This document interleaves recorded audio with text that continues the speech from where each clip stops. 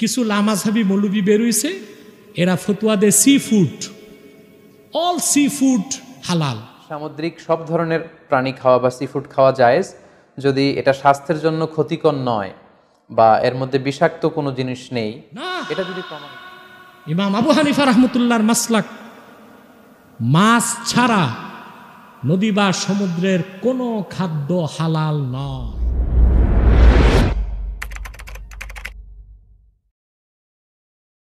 আমাদের দেশের অনেক মুসলমান এখন কাঁকড়া খাওয়া শুরু করছে, অক্টোপাস খায়, কাঁকড়া খায় এবং কুচ্ছা খায়। কিছু লামাঝাবি মৌলবি বেরোইছে, এরা ফতোয়া দেয় sea food, all sea food হালাল।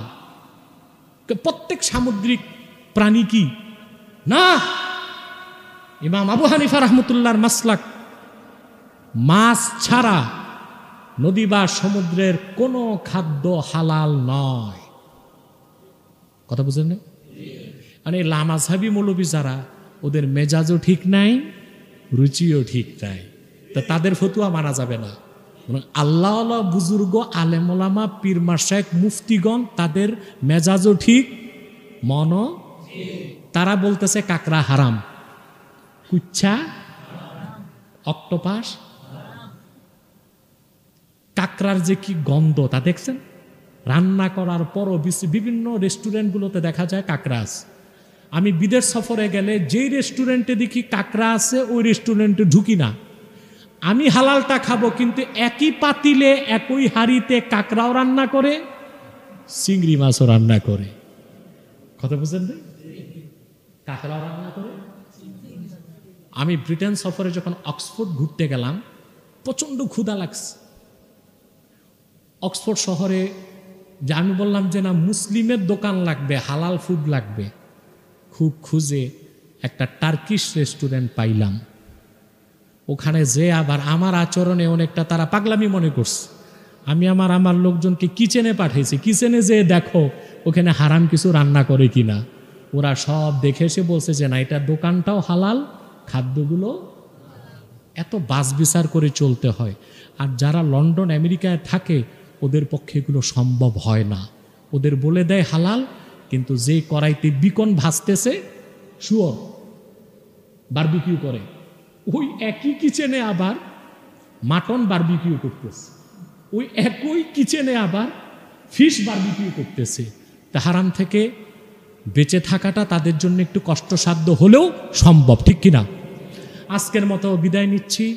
আমার নসিহত আপনাদের কাছে, সর্বাবস্থায় হালাল এবং তৈয়ব, হালাল এবং পবিত্র জিনিস খাবার চেষ্টা করবেন।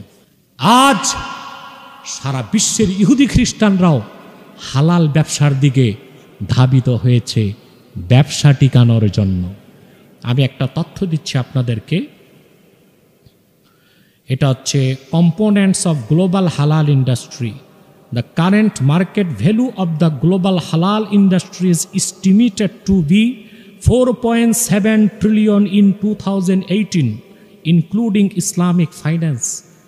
ইসলামী ব্যাংকিং সহ হালাল খাদ্যের মোট ব্যবসা 2018 সালের হিসেবে $4.7 ট্রিলিয়ন পার হয়েছে।